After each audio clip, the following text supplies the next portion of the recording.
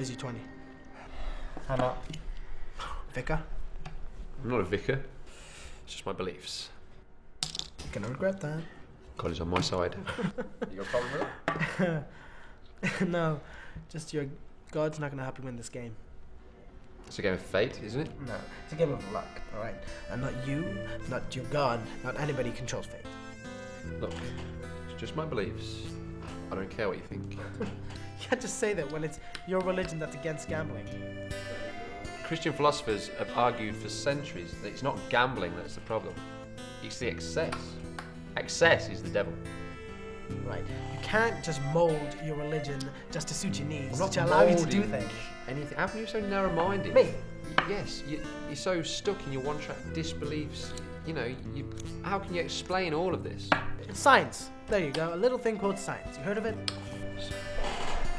Can we get back to the game for a second, please? You must have some beliefs. Yeah, I believe that everything can be explained. The beauty, the sheer magnificence of life, you can't just put that through evolution. Whoa. Fossils are proof of evolution. Fossils are a test of your faith. Faith. Come on. Faith is not gonna get you through this world. It's not gonna help you survive. It's not gonna give you money. Faith certainly isn't gonna help you win this game. Faith is going to get me a lot more than just this game. What's it gonna get you? Immortality. Immortality. The only immortality you're gonna get is through the memory of others. Yeah, well, until one of you die, I guess you're both wrong. You and I resemble God,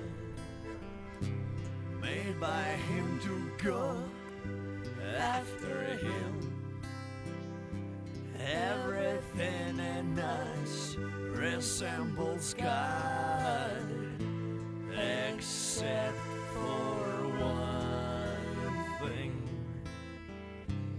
Everything in us resembles God, except